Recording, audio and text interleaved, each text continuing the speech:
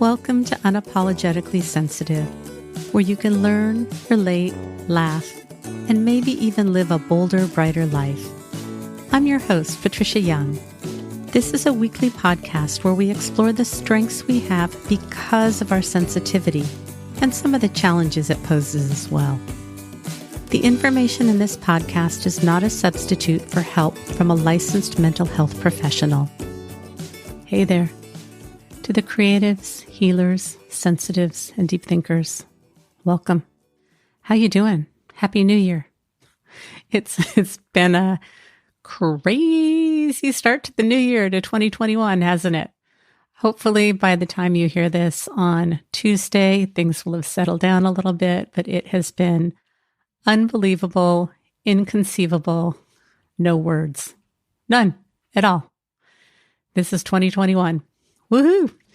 Anyways, this episode with Sarah Buino, I absolutely love it. One of the things that I love about Sarah is she is just so upfront and vulnerable and honest, and we're very similar. That's probably why I like her. And we just have such honest, deep, authentic, genuine conversations. I think you're really going to like this episode. Some of the things that we talk about in this episode are trauma training, the gifts and struggles of COVID. It's real. Boundaries, developmental trauma, relationships, talking about being a business owner. Sarah talks about her Kundalini Awakening. We talk about spiritual bypass, how our culture is really geared to productivity. And we talk about Waru Orbu. You'll have to stay tuned for it. I don't think there's anything in this episode that is, when I use words like trauma, I imagine people feeling afraid to listen, but I think this is such a normalizing conversation. I think you're really going to love it. I don't have I'm not feeling super articulate tonight. It's late and I'm trying to get this done so I can get it to my wonderful editor, Shelley. And I really want to be on the couch on my phone with TikTok, but here I am and I'm happy to be here. If you have not had a chance to rate and review the podcast on Apple iTunes, I would really appreciate it. It does give credibility to the podcast. I think when people go and look at a podcast, I always look and see if it only has a handful of ratings. I'm not that interested in it. If you go to the show notes, I've got instructions on how to do it. Or if you want to go to the show notes in this episode and click on Sarah's episode, you can do that. Let me tell you a little bit about Sarah. Sarah Buino, LCSW, is a therapist, teacher, speaker, and podcaster. She is a NARM therapist and certified Daring Way facilitator, teaches at Loyola University, and hosts 2 podcasts, Conversations with a Wounded Healer and Transforming Trauma. She owns a group psychotherapy practice in Chicago. I think you're going to like this. And now, on to the show. Hey, Sarah, how's it going? Hello. It's going. Yeah, me too. I am messy, unshowered. Twice this week I've dressed for paddling and I haven't paddled. So I'm like, does it count for paddling if I dress and don't go? Almost. I think it does. So let's just start out with, because we talked about this a little before we recorded. Do you identify as a highly sensitive person? I don't want to.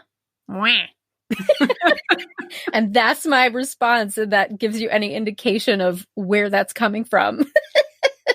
Do you think it's about the term, literally the term highly sensitive person is about being labeled? Just help me understand what the I don't want it is about. Well, I don't truly know. So this is an investigation as I think about it. Part of it is like the Aquarian in me that just doesn't want to be boxed into anything unless I put myself in that box. Mm-hmm. So I think that's probably like the biggest part of it is that don't you tell me I'm an HSP, even though that's not what you're doing. Mm-hmm. The other piece of it, I think I said this on our interview before, is my mom probably would have identified that way. And I'm less inclined to connect with something that she would have connected with. Sure. So, and also you and I have talked offline about NARM, neuroaffective relational model, that I've been doing. And NARM supports disidentification, which is essentially moving beyond identifications, and that's like for everything. So when I say like, I'm an Aquarius and so I'm so aloof and I'm so like eccentric, it's also like the hope that we'll disidentify from that and be more just authentically who we are instead of these different identifications. Mm-hmm. I get that. And I really, for the most part, don't care too much for labels. And even when a lot of the times in group or in my closed Facebook group, people will say like, do I tell people that I'm highly sensitive? And I'm like, I don't think that we have to say I'm highly sensitive, but if I know what I need in a situation, Right. Gosh, the lights are a little bright in here. It's a little too loud, or I'm a little cold, or I really prefer to do something in a smaller group. I think that's more useful information than saying, I mean, kind of like you said, it's like throwing an astrology sign at somebody or telling somebody you're Myers-Briggs. It's not that those things aren't valuable. And I think that it can be validating when we feel really alone and like we're the only one. And then you read about being an introvert or being an HSP or being a zodiac sign or Myers-Briggs, like, oh, there's nothing wrong with me. This is how I'm wired. There's this duality around labels that I embrace. And I also feel like, especially mental health labels, I just don't find them really helpful. Right. Well, it's like with any diagnosis, so to speak, right? If somebody comes in and they have all the symptoms of depression, but they've never recognized that they're depressed, it can be freeing to be like, oh yes, this is a thing. I'm not alone. I'm not crazy. The problem becomes when we over-identify with whatever label it is. And like you said, if somebody's just going around saying, I'm an HSP, that also doesn't mean anything to other people because your experiences as a sensitive person may be very different from somebody else's. And so just saying that alone isn't necessarily a helpful identifier for others. Right. I think for me, I'm so much more into tell me what's going on with you. Tell me what's meaningful to you. Tell me what's been helpful. Tell me what's been hurtful. Tell me what you need. That to me has so much more meaning. And we do need labels to communicate, but I'm really into let's take the labels away and just talk about what the experience is. Exactly. Totes. Yeah. So I feel like this is going to be a messy conversation. You and I have been talking, we use Marco Polo now. In fact, I think I want to just circle back to the kind of the original story that you were a guest on my podcast, I think in July of 2020. I'm not positive. Does that sound about right? I think it was earlier. Like could have been before COVID, in the before times. You're right. It was. I have time blindness. I think it was this time last year because it was probably fall of 2019 because I was upstairs in that closet because of our mold issue. Yeah. I have total time blindness. Thank you. You're welcome. I just have visual memory. And so since I was up there, that's how I know what time it was. Yeah. And I think it was even before you were on the podcast, but I reached out to you. We had a phone call that was really wonderful. And I'm like, hey, I would love to connect. And do you want to share your part of what you said? I mean, from what I remember, I just said, I want to, but I know I can't. I can't take on another friendship right now because I am feeling crazy pants and I wouldn't be a good friend. And I don't want to set myself up and set you up for failure. Yeah. And I love that you were just so clear about that. And I was totally fine with it. And then I think it was maybe this last July is when I was a guest on your podcast. Yeah. And we recorded and then it didn't come out until November. And when I listened to it in November, we talked about connecting via Marco Polo. And I didn't recall that from when we recorded. So I thought, okay, I'm going to try this. And since November, we've really developed this sweet connection that's very intimate. Like you asked me things that nobody asked me about my background and my upbringing that I like, it's kind of yucky and messy. And it's not really something I'm happy to talk about it, but it's not something that I can generally. That's not your first thing. Hey, not screwed up family history. Yeah.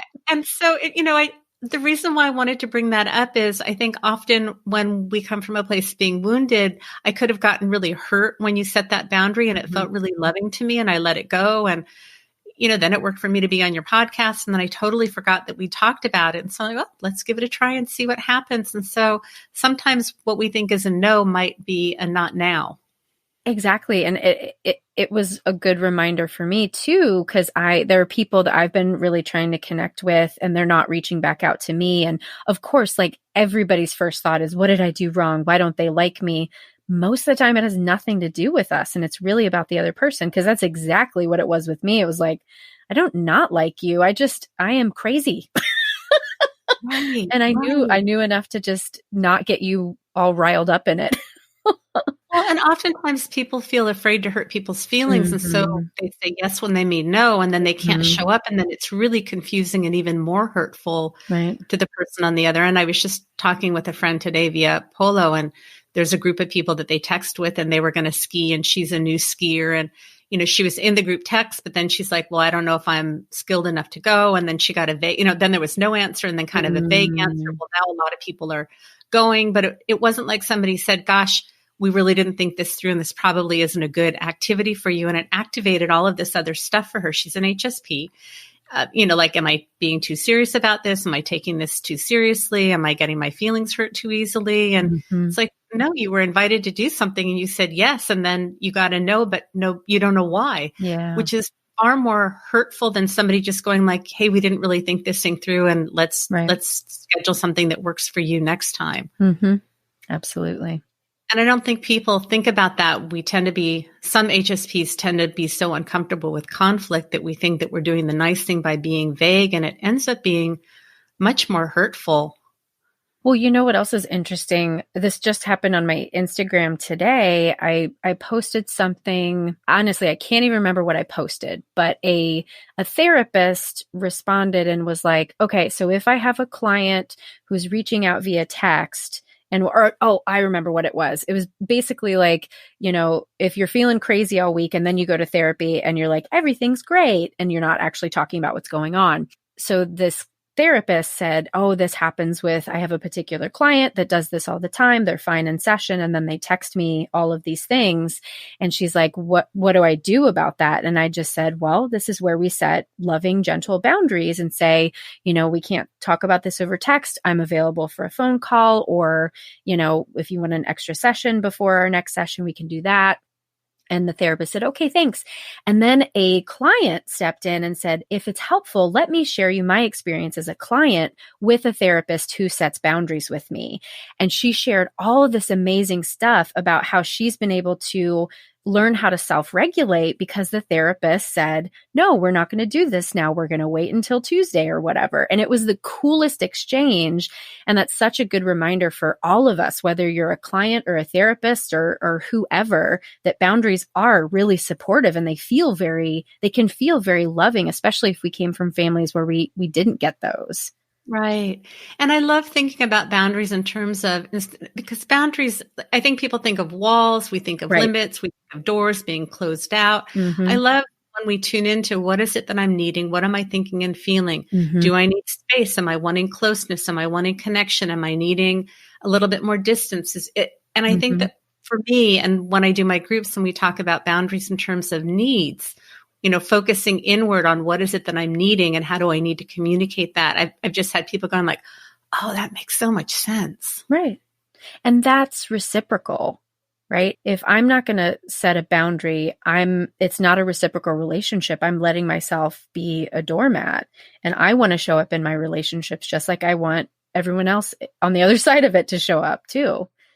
Yeah. Yeah. I think one of the things that I personally find challenging, and I think other people do, is oftentimes my history gets activated. And so I'm not sure if I'm reacting to you or am I reacting to my history. So I want to sit with it or take it somewhere else to process it and see if it goes away. And then my poor husband, we've had this, I'm going to be vague because I love my husband. I tell all my husband's dirty secrets. This is a little too fresh, so I think I'm going to try to be respectful. But there was this ongoing thing with my husband, and I felt like my adult was managing it really well.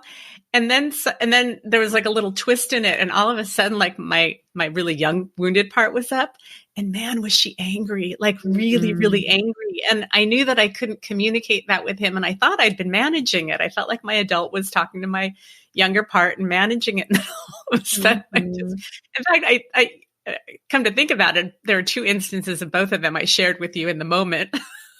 Yeah. And the gift of it is, and I felt incredibly dysregulated, incredibly angry, and, and another thing, and having that space for me to go like, it's okay to be angry. It's okay to be dysregulated. It's okay to have that really young, bratty, angry child part up, and to have you hear that and not come back at me like, Patricia, that's pretty, like you were just very loving and accepting, that it really helped me to move through it. And then I was able to come back into the relationship with my husband and communicate what was appropriate. And then to also see where I needed to do some of my own communication or repair work. And I think we often feel like it's not okay to have those young dysregulated feelings. I didn't really need to bring that to the relationship to him because I had this huge charge that had nothing to do with him. Right. That's such a beautiful example of healthfully dealing with the triggers, because of course we're all going to continue to get triggered probably for the rest of our lives. I don't know that we'll ever not. And it's, I always think about that with my husband, because anytime I'm mad about anything, he's like, what, did I do something wrong? I'm like, babe, like literally for the trillionth time, it's not about you. I'm having a feeling and I'm allowed to have a feeling and you're allowed to have feelings. That's his work right now. He's starting to feel his feelings. And so it's very cute. Yeah. Yeah. And in this situation, I want to be clear, my husband didn't do anything wrong. It's just something that I thought I was managing. Then all of a sudden, after all this time, I'm like, ooh, where did that come from? Which is why I think it's so important that we have close friends or a therapist or a coach or someone that we can bounce that stuff off of so that we don't have to take it to the relationship. But, I thought I was managing it. And then all of a sudden I was just like, well, #pandemic. I mean, we've talked about this so much over Polo, how like people are struggling right now. Everybody is struggling in some way. It's, I don't think anybody is completely unfazed, and it's been a really difficult journey, and we're fatigued. We're so tired now. So it makes so much sense that you're struggling to keep that adult online, because it takes so much mental energy just to survive right now. Yeah. And I don't know about you, but I'm just seeing with my clients and personally that it's just hard. I think the holidays tend to be stressful in general. Yeah. For many of us, the holidays are looking different this year. And again, it's easy to go, well, it's simpler and we don't have all the stressful things to deal with. But I think those of us that are extroverts are missing those connections and are feeling bored and listless and disconnected. And even though the introverts are happy to be home, there's still a little bit of disconnection, and things just have been so unstable. And we've never, ever experienced what we're 9-10 months into, this unprecedented uncertainty. And there's still a lot of nonsense that's going on, and there's still a lot of uncertainty. Yep. Yeah. What are you seeing with your clients and in your life around this? I have a really small caseload, so I kind of extrapolate to the bigger practice of, hearing about the clients that I'm supervising, the therapists in my practice. And I would say probably 80% of people, it sounds like, are struggling right now, and the other 20% are okay. I do have one client who is thriving, and a lot of it is she's just really changed her relationship with herself over this last year. She's a person of color. And so one of the things that we worked on, with the racial reckoning that really came in full force this summer, she's really stepped into that in a really cool way and is appreciating herself, being more gracious with herself. And so she's just blossomed, but she is the exception. And I'm so excited for her to have that. But yeah, like most people are just hurting. There's so much pain right now. Yeah. Yeah. I do think that there have been some real gifts for people that have come out of COVID, but I think because the ongoing stress and the uncertainty, and if you're someone who feels things deeply and really absorbs the kind of universal feelings, I think it can just be much harder. But I think that what I've seen this year with clients and with myself is people are setting boundaries and really taking care of themselves. And the slowdown has helped many of us really kind of figure out what works and what doesn't work. And it'll be interesting to see as we kind of reintegrate how much of what people have found has worked for them, they're able to maintain. I'm really hoping there's a big shift in our capitalistic mindset, right? And the way and truthfully, I'm not an expert on capitalism and the ways that it's harmful, but I do follow the Nap Ministry on Instagram. And so if you follow them, it's really just about allowing ourselves rest and play and joy. And in our American success-driven culture, we really don't create space for that. And I think that is one of the gifts of COVID, is that we got to slow down and take stock. And now, since nobody's going out on the weekends, we get to just sit on our couches and rest, and how different that is, and how, if you're someone who's paying attention, how lovely that can be. Yeah. And what is that? Was that an Instagram? Yeah. The nap ministry. An AP? Yep. Literally about napping. Yeah. All right. Yeah.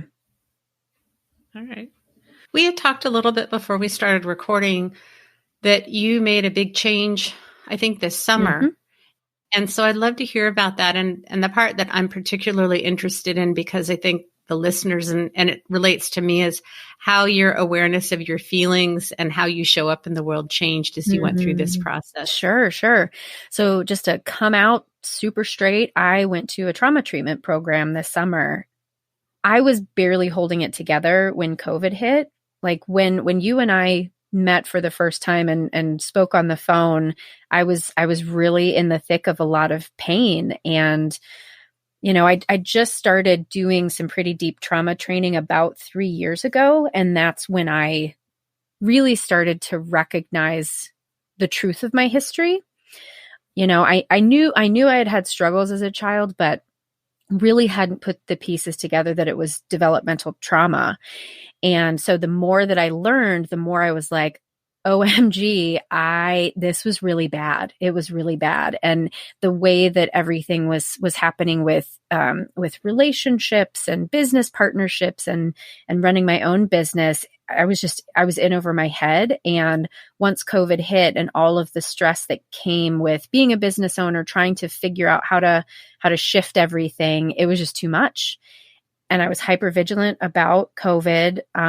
We had adopted a dog that was not an appropriate fit for us. And that sent me over the edge. God bless Phoebe, because she sent me over the edge. And one day I was sitting on my couch, Rich was gone, the dog was howling, and I said, I want to die. I knew I didn't want to die, but that's the feeling that came up. And so, because I'm a therapist, I am lucky enough to know who to call. And so I reached out to some people, made some choices, went to a really great program, and I got to rest, and I got to play, and I got to do a ton of really deep work. While I was there, I had a Kundalini Awakening. And do you want me to describe that to listeners? So the only reason I even knew about it is because my previous therapist, that was essentially like how she recognized that she was a healer and needed to do like deep energy work. And essentially, so if you're familiar with the chakra system, chakras are like energy centers at different points in your body, and they correlate with different emotions and certain things. And so a Kundalini Awakening is when all of the chakras are like activated at once. And it was like electric eels swimming up and down my spine. And after it was a really intense thing that was happening. I was feeling all this energy, and I would have been scared if I didn't know what was happening, but I was just like, just be with it, just be with it. And when it was over, everything was beautiful. I was inside, and I could see the therapist, had a window right behind her, and I was just looking outside, and I just was longing to be out there. And she's like, go get your tarot cards and your crystals and go outside. And I sat under this tree, and the birds were singing for me, and the tree was dancing for me. And then a hawk or something like that landed in the tree. And I was just like, everything is love. Everything is love. I felt so sure and so connected. And since then, I feel I love myself. And I described it to a client the other day, because we were talking about her own struggles with self-worth. And I struggled for such a long time. I was striving for self-love. Now I have it. Like, I feel like I'm over this hump. Like there was this like Sisyphus, like trying to push the boulder up, and it kept rolling back down. And now I've finally pushed it over, and I don't think I'm going back. Like I think this is like, I didn't think that you would arrive at self-love. I thought you would have to practice it literally every day, but I think it's here. And I say that knowing that I'm certain that there are people listening going, how do I do it? How do I do it? How do I do it? My advice is just keep doing the deep work, because I don't know what that is going to look like for you. My story was very specific to me. Honestly, I never thought I would feel this way. And since I've come to this space, since I've come home, it was the beginning of August when I came home, I'm okay. I'm feeling things. I'm feeling the heaviness of the world, but internally I'm fine. And I'm beyond grateful. I feel joy now like I haven't felt in years. And I'm just grateful. Yeah. Yeah. Is everything joyful and blissful since you've had your awakening? No, definitely not. I mean, of course, like there's so much suffering right now. So I couldn't possibly be, I think if I were just constantly feeling joy, that would be more of a spiritual bypass than a real experience. I think what I'm doing now with the not okay feelings is I'm taking action. Like I'm trying to make a difference. I've really gotten invested in anti-racism work for, myself personally first, and then hoping to carry it on to my staff and my clients and whatnot. And so I'm able to step into that work without feeling like I'm coming from a place of like, I'm supposed to save everybody. Like that's how I would come into it before. Like, okay, this is my duty to save people. And now it's just like, no, this is just what I believe. This is I'm not going to say my truth. I'm going to say it is truth. We should be anti-racist. We shouldn't be racist people, right? But I'm not taking it so personally, which gives me space to take action. Sure. And with the election, I felt like I can do something. I don't have to just sit at home and watch CNN and cry constantly until we find out the projected winner. I was able to go volunteer that day. And I, wrote letters, and I'm writing letters for the runoff in Georgia. I have capacity to take action. And that's, even though that is not coming from a place of joy, I am overjoyed that that's where I am. Mm-hmm. Mm-hmm. Can you talk a little bit about what a spiritual bypass looks like to you? Yeah. How do we put words around this? Because it's almost, such a good question. I mean, on the surface level, spiritual bypass is you're not really connected to what's happening. You're skipping over. I have a good concrete example, because one of the things that I've really leaned into in NARM is, in therapy school, we're often taught that anger is a secondary emotion and that there's something underneath anger. But NARM really talks about, as a child, if we're not allowed to feel healthy protest based on things that are unfair or not right, then we shut that down and we don't express it. And so in that respect, adults can have healthy anger, and it's not a secondary emotion. We can have it as a primary emotion. And in 12-step communities, so I'm a grateful member of Al-Anon, and I work a lot with addiction folks. In 12-step communities, essentially we say that you shouldn't have resentments because resentments poison you, except that resentment does encapsulate healthy protest. So if we don't move through the resentment, if we're just supposed to skip over it, like in the 4th step, really you're supposed to release your resentments. But if I'm not done feeling the anger and I release my resentment, then I'm bypassing, I'm skipping that part. And I think culturally, generally, that's what we ask. To be a good person, you shouldn't be angry. You shouldn't be resentful. And yet those are normal human emotions. So is that a good answer? Well, what I was thinking is, if you're someone who feels things very deeply, that we do have strong emotional responses. And I think most of us have gotten those messages of just get over it, stop ruminating, don't be angry, you should be grateful. And it's interesting, even during COVID, I'm seeing so many of these graphics, especially on Instagram, about, Are you feeling tired? Are you feeling irritable? You may need therapy. You may need be depressed. And while those things are true, and I think it's important to raise awareness for people that may not have that awareness, I also think that this is a really hard time, and it's possible to be having all of those feelings and be doing our work. And if you're someone who does deep work and you're aware of your feelings, both can be true in the same experience. Right. And so, I often don't want to be giving a pass on if listeners are having signs and symptoms of depression or anxiety, and I'm trying to validate and normalize it. But my experience has been that there's so much vilifying of symptoms around anxiety and depression, especially if you're a deep feeler and a deep thinker. How can we normalize that if we're still functioning well enough to know that that's just part of it? And kind of like with you, that I had to get really upset about this stuff that was going on that I thought I dealt with in a safe place so that I could kind of come back down to center. And had I not done that, I'm convinced that I probably would have been picking fights with my husband for the next couple of weeks. And I probably would have had a major fight with him where, my child would have been yelling at him. And that's not the way to have we do it and we apologize. And that's not an ideal way to have an adult relationship with someone that you care about.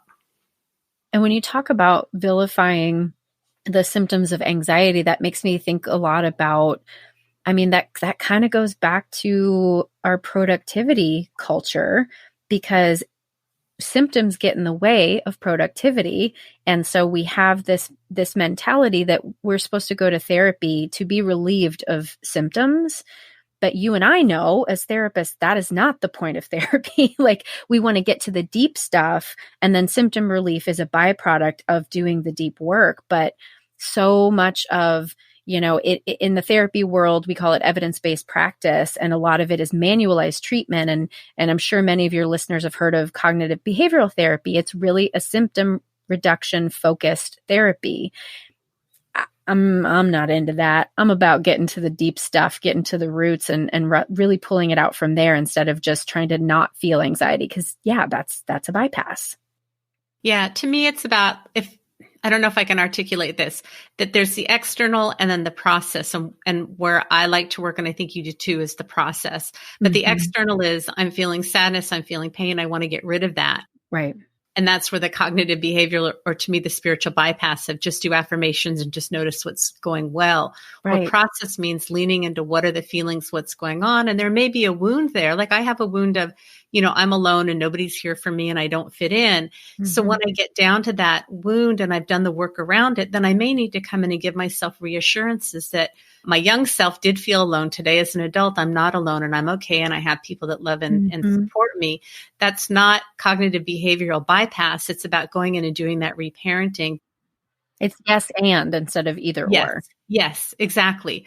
Well, and I talk about a lot of holding space for both of them, the hurt, the anger, the frustration, the wounds, and what can I do? Where do I have power? Where can I reassure myself? What can I do? Of being able to hold the tension of both of those together. Yep. I see you nodding your head. Yep. Nope. I have nothing to add because that was it. Yeah. Let's talk. I'm having all these things going on in my head. I want to relax and just have a fun conversation with you, but my podcaster is on. So I'm having a little bit of a hard time just relaxing. And that fear that I'm just going to be really messy because as COVID continues, I'm just getting more and more fatigued. And I feel like there's not a lot that's holding me together and my thoughts together. And there's this other thing that we've talked about before that I just love is talking about.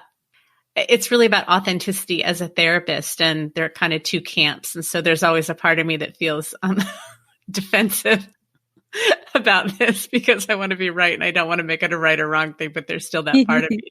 But can you talk a little bit about how you practice and why authenticity is important with your clients and what that looks like? Well, I can't not be authentic. I just never was successful at shutting myself down. And that's why I think I was chronically suicidal as a child, because I was asked to shut things down and I couldn't and I wouldn't. I happen to be, on the spectrum of brave to afraid, a pretty brave person. And so I don't I don't really have a lot of fear about if I present myself this way, will that be okay? And I've found I've always gotten feedback that is generally really helpful for other people. So I bring that into the therapy room, and I share very openly with my clients when it clinically makes sense. And I have had clients where if I were to share something, there was a negative reaction. And so then I wouldn't share because that was not an appropriate intervention for that client. But most often, my clients say that they really appreciate that I will also say like, hey, this is something I've really struggled with too. And would it be helpful for me to share with you what I learned in my therapy? I say that all the time. Like, if a client asks me a question, I'll be like, well, when I asked my therapist that, this is what she said, and I think that we are shifting, and the shift started, I'm going to say it started with Brene Brown, with this idea that the therapist doesn't have to just, be behind a plexiglass, essentially, acting like a robot. Over time, I think we've understood more about just how the relationship affects people in therapy, and, learning NARM. The R in NARM stands for relational, and it truly is relational. I never even really knew what that meant, but now I understand. It's like, okay, what's happening between you and me? And this year, more than ever, I've had to talk to my clients about what's happening for me, because I'm going through the same thing that they are. And I've been triggered by my clients. Like I had one client that she told me at one point, she's like, I felt like you were judging me because she had met up with a friend who was not in her pod. And truthfully, it wasn't a judgment, but I was triggered. I was just like, yeah, I'm hypervigilant about COVID right now. And that scares that out of me. Mm-hmm. I didn't cuss. Look at me. Good job, me. Yeah, we got it out. We got it out before we recorded. Yeah. I just shared with her, well, what was it like for you to think that I was judging you? And then we had a really lovely conversation about our relationship and how she at least knew that she was safe enough to say, hey, this hurt me. And I thought that that's probably the biggest compliment you can get as a therapist, is when your client can tell you when you've done something wrong, because then you know that you're safe. Yep. Yeah. I really think that therapy is about the relationship more than anything else. And that if there's not safety in the room, and especially with highly sensitive clients, I mean, it's not uncommon when people call for a consult that I'll ask, how nervous are you? And what I hear very often, and sometimes I have to ask, is, I feel like I know you through the podcast, but what if you're not that person? And then I feel really angry and disappointed that, it's like the Wizard of Oz. I thought you were this great all-knowing, and like, what if you disappoint me? Oh my God, that happens so much. Especially, I have people all the time being like, oh my God, I know you. And I'm like, well, you don't, not relationally, right? You only know this one-dimensional part. I mean, it's not one-dimensional, but you only know this part of me that I put out for everybody to hear. And yes, I get very vulnerable, but being in a relationship is very different. Mm-hmm. I guess for me, like when I hear you say that, or when I have potential clients, like, we'll see how I show up for you, but I feel pretty congruent in all aspects of my life. Like, do I love how I show up in all aspects of my life? Not so much, but I feel like you pretty much get a version of me that's pretty consistent in all those relationships. But I think when we talk, I tell potential clients, like, I'm a yawner and I squirm. And so if we get that off the bat at the beginning, then they're not going to make up a story if they're telling me something that's really important to them and I'm wiggling around, because like, I'm just a wiggler and a yawner. I think for me, what's happened way too many times is that I've been put on a pedestal with some clients, and it actually, I haven't taken anyone who said, oh, I know about the podcast, will you be my therapist? Because no, it's just going to be a big setup. And countless times people somehow think that I have something magical that's going to fix and cure them. And then it's a setup again, just like you said. And that really has happened countless times. And so I tell people, right, if I take new clients now and they've seen me speak or they've heard the podcast, I just say, like, I am going to disappoint you because I am much more human than you think I am. And if you think that I have something magical, a magic wand that is going to cure you, I do not. And if we can be okay, if we can if you can truly embody that and understand that, then we can have a relationship. But otherwise, we're both being set up. Yeah, I always talk about, I will miss a tune with you. Let's just assume that that's a given. And so if that happens in the moment, will you be able to let me know? And if not, can you shoot me an email that says, hey, something happened in session today and I want to talk about it with you the next time? Because there are times when I just don't attune and I'm not as attentive. And I'll tell you, it's gotten worse with COVID. Yeah, totally. It's just gotten worse. And I have to say that things have gotten more real with clients because we are both going through very similar things. And when you and I talk about being vulnerable and sharing with clients, it doesn't mean that I share it because I need to. It means that the client is saying something and I have something that I feel is relevant. So with new clients, I'll often say, like, I want to share something with you. I don't know how it's going to land with you. Do you want to hear a story or not? How was that? Yeah. Helpful. I think especially for the people that come to see me, that they felt so alone and like there's something so wrong and different, that it's so normalizing and validating to hear, like, yeah, I totally lost it with, like, I've had in the last 2 weeks, I lost it in a big way with my husband, which happens every couple of years where I just kind of totally lose it. And so it's relevant with a client or two. And, it's just so normalizing. It's not like I go into content and we take the whole session to talk about me, but it's a way that I think people that also are deep feelers, we connect and join with empathy by going, oh, let me tell you about when that happened to me. And often people think that they're taking the focus to themselves by doing that, but it's really a way of joining and saying, I hear you. I've had a similar experience. Right. Well, and I hear you get consent, right? When you say, would this be helpful for you? And I still say that with clients that I've known for a really long time, knowing that they're going to say yes, but still I ask. Do you, I often still have that narrative of graduate school of you're a blank slate and you shouldn't be saying how you are. Like, there are times when that creeps back in. And I know that there are very distinct camps about, you should disclose, you shouldn't disclose. Do you ever get activated by those thoughts, or are you pretty settled in what you're doing? Yeah, I'm pretty settled. I mean, the thing that's changed for me with NARM is it's a very relational therapy, but it's also, it really invites the client to take their agency back, which means I step up less. And that's been a struggle for clients where I think previously I would have done more validating and emotional caretaking. I've stopped doing that as much because I've recognized the subtlety. And I know I told you this over Polo and you were reacting, and I was like, I'm right with you, because I was reacting the first time I heard it too. But I realized,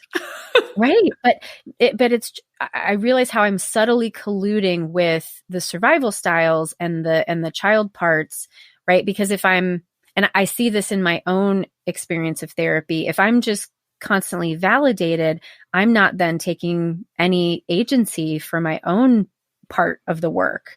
And I think there's a time for validation, and I think there's a time for challenge, right? And so I had to say directly to many of my clients who were struggling to take to NARM that I'm a NARM therapist now. And so I am doing this differently. I've changed. And I just want to be very clear about that. I have changed. I'm owning this, and I'm owning that this might not work for you. And so let's talk about it. And I had one client who was probably struggling the most with it, but she was determined to do it. And she came in one day after we'd had a lot of really just weird, it was just weird energy in the sessions. And she came back and she's like, I get it. I was not wanting to take responsibility for my life. I was just wanting you to tell me that I was doing everything right. And so that subtle shift of saying, no, it's my job to take care of myself, really helped her drop into a lot deeper work. And it's been really cool the past couple of sessions to see her create more space for that depth that this caretaking piece wasn't allowing for before. Yeah, I do think it depends on where the person is in their development with their trauma, their relationship with a therapist, because if we didn't get what we needed from our parents, that positive reflection and learning to self-soothe, then we need to have that from somebody else. We often need that sense of love and attachment from somebody else so that we can get that mirrored and reflected and internalized, and then we can move through the next step. And I think having that awareness of where you're at in the process. I mean, I'm not as familiar with NARM, so I don't know if that fits with. I'm trying to channel Brad and think Brad Kammer is the lead trainer. I'm trying to think of what he would say and what I think, and I'm totally like, don't sue me, Brad. He won't. But what I think he would say is that we are doing that, but just not demonstratively. You know what I mean? Because NARM is so loving and caring and empathetic, but I might not be saying like, it's okay. I might not be like giving you those words, but it's like just holding that space and allowing you to ask those questions of if it's okay, and having me just like lovingly smile and nod my head or whatever that might be, saying it energetically instead of saying it with words. I don't know. Right. I'm looking at time. Do we have time to talk a little bit about Oru? You can't sing it. I know. We do have time. Yeah. So this is a concept that I learned via NARM, and I am not an expert at this. So I just want to put that disclaimer out there that I'm not the boss of this. So Brad, you can't sue her for this either. Right. Well, he didn't come up with it either, I guess. Okay. James Masterson is the therapist who did. And so this concept is about the borderline dynamic. And so if your listeners are familiar, there's the term borderline personality disorder, which is it's a diagnosis that we have in the DSM, the Diagnostic Statistical Manual. Look at me with acronyms. And essentially it's characterized by this dynamic of, I hate you, don't leave me. So a conflict of wanting to be in connection, but also struggling to tolerate that connection. So this Roru concept, I can never say it. It's withdrawing object relational unit. I have to look it up again, but essentially it's the withdrawing unit and it's the rewarding unit. And the concept is that if you had a parent, and the parent doesn't necessarily have to be borderline, but if you have a parent with these borderline type dynamics, you are rewarded for disconnecting from yourself, and they withdraw love if you try to stay connected to yourself. So super simple, very non-clinical explanation. Let's say you wanted to be a firefighter when you were little, and your mom was like, no, you're going to be a doctor. And you have a choice then in that moment as a child of, am I going to say, no, I'm going to be a firefighter, or am I going to go with what mom says? And so based on your ability to stand in your truth, the parent will react in either this overly rewarding way or this more punishing sort of way. And how we've talked about it in NARM is that essentially, like, you don't have to be a person that suffers from borderline personality disorder to enact this dynamic in a lot of ways if you come from, a childhood that had a lot of wounding. So it's been really interesting for me to see how that shows up, that has shown up in my life, and the way that I, see this showing up for my clients too. It's really fascinating. Can you give a concrete example of what, I get that wanting to be a fireman or a doctor, or firefighter, but that's, I want something a little bit meatier. Can you? Yeah. I mean, I'll share vaguely about a client who had a borderline mother. And so really, really experienced that dynamic. And in their adult life, this person often shows up like everything's perfect on the outside. And the reason that happens is because as a child, when they showed up with anger or sadness or whatever emotion that was different from their mother withdrew love. But then when they just went along with everything their mother said. They were showered with love and praise. And so the way that shows up today is a restriction of their own emotional experience because of shutting that down for their childhood. Yeah. Is that more helpful? Yeah. And what I'm thinking, and I don't know if this fits, is, often people feel like if they were to get healthier, if they were to be successful, that they're being disloyal to a parent. Yeah. And the way that we internalize, and we don't even know that we've internalized it, or we've taken on values and beliefs that aren't even our own. And that sense of, if I connect and really become who I am, then there's a betrayal there. Well, and the way that you say it now makes me tune into the bind of my own experience. So my mother really wanted me to just be a better version of her. And yet the things that I was better at than she was, I also knew that caused her a lot of pain. So the more myself I was, and the more I stepped into what I was good at, the more our relationship suffered. Yeah.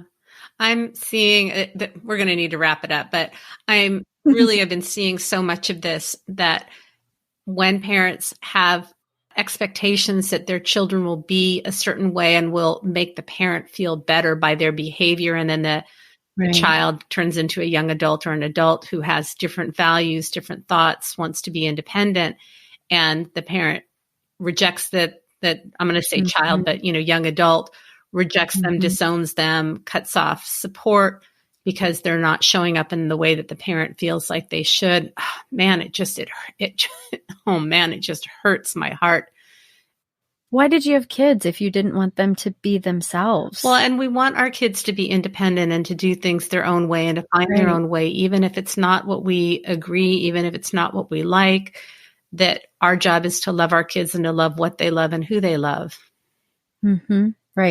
Right. Yeah. Cause I'm of course thinking of like an LGBT person whose parent rejects them because of who they love. Like that's probably the not the worst version of it, but one of the worst, I think, manifestations of that dynamic.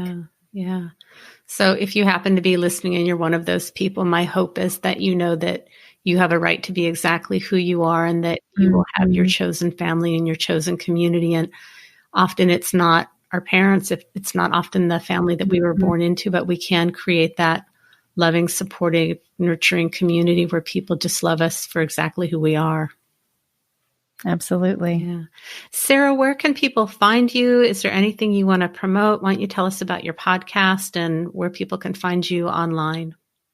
Yeah, my podcast is called Conversations with a Wounded Healer, and you can hear Patricia's episode was not too long ago, and you can find that on all of the normal podcast apps. You can find me, my favorite place to interact is on Instagram. So you can find me at Head Heart Therapy, which is the name of my business. You can also find me on Facebook, either at Head Heart Therapy or at Wounded Healer, which I regret this very much, but it's wounded spelled normal and then healer, HEALR, because the Twitter handle wasn't available, but I'm not on Twitter that much anyway. So those are the most important places to connect with me. And all of Sarah's links will be in the show notes at unapologeticallysensitive.com. Just go to the podcast page and look for Sarah's episode, and they'll be in the show notes here. Sarah, is there anything else that you wanted to talk about in 2 seconds or less before we hang up? No pressure. Love yourself as much as you can right now. Be gracious with yourself and know that this is a marathon, but it will be over at some point and we will get to connect again. Yeah. I think that self-compassion, I can't tell you how many people I've talked to that are frustrated because they're not exercising, and that helps to regulate them, or they've gained weight, or, I haven't paddled at all this week, and that's what's kept me sane. And I'm not adulting. I've been toddlering this week. And, I spent a couple of weeks very dysregulated. And this week, I just want to be numb. I don't want to feel anything. And is this ideal? No. And is it where I'm at? Yeah. Will it be for forever? No. So can I have as much compassion? And it's been nice. I've been able to stay connected to the people that I care about and just say, I'm toddlering. I don't have a lot to give, but I want to stay connected. And in the past, I would have withdrawn. I would have gone into my cave out of shame, and I would have not communicated with anybody. And it's this is the best that I have. And so finding ways to have compassion, because I can't make myself be any other way right now. And the only thing I can do is go well, hopefully this won't be lasting for forever. Right. Yeah. It won't. Yeah. Well, thank you for being here today, Sarah. I really appreciate it. Thank you. It's nice to have a long form convo. I know. I love it. Hey again. So what'd you think? I love this conversation. If you enjoy Sarah and the dynamic between us, I recorded an episode with her, episode 50, called Boundaries. I want to be the one to stop it here. And episode 100 is from Sarah's podcast when she interviewed me. And I loved the interview so much that she was kind enough to give me the audio. So, and I didn't realize that episodes 50 and 100, I think we're on a trend. So maybe episode 150, we'll have her back on the show. I wanted to tell you about the merchandise that I have now for the podcast. Now, I'm still going to tell you what I told you last week. We all are just getting our samples this week. And if you follow me on social media, every time I'm getting something in the mail, I'm doing an unboxing and showing you what it looks like and asking you what you think. A couple of the items I've gotten, I really love. Some of them, the sweatshirts on black, the logo is just not as vibrant as I would like. But if you're interested in getting merchandise, it has the podcast logo. Some of it just has the unapologetically sensitive. I have another logo without the colors on it. Some of the merchandise also says sensitivity is nothing to apologize for. It's our superpower. There are travel mugs, beanies, bibs for kids. There's some kids' clothes, sweatshirts, t-shirts, aprons, pillows, throws, mugs, ball caps. Melissa did a great job setting the store up. If you want to wait until you know for sure how all the merch comes out, you're welcome to do that. If you go to my website at unapologeticallysensitive.com, I'm so tired. Why did I send you there? I honestly cannot remember why I sent you to my website. Yeah, cannot remember. I am tired. If you want to order merch, go to the website, patriciayounglcsw.com. Oh, Shelly, my editor, you could leave this stuff in. This is just, let's keep it real. The reason why I sent you to my website is all of my social media links are there. And I am doing little videos showing you what the merchandise looks like as I receive it and unbox it. Note to self, do not push yourself at night when you need to record. Just wait until the morning when you're a little bit more refreshed. But I'm all about keeping it real. I hope y'all are doing okay. I know it's been a rough 4 years. It's been a rough year. What we watched this week kind of undermined everything that most of us grew up believing in. If you're having a hard time, if you're tired, if you're irritable, it makes sense. I have been doing some videos on social media, some really short ones, just touching base, giving y'all some comfort and reassurance. Deep breath. We will get through this. Things will be changing soon. And I think things are going to start looking up. And we have a lot of systemic changes that we need to make. I hope you are all doing well. Thank you so much for being here.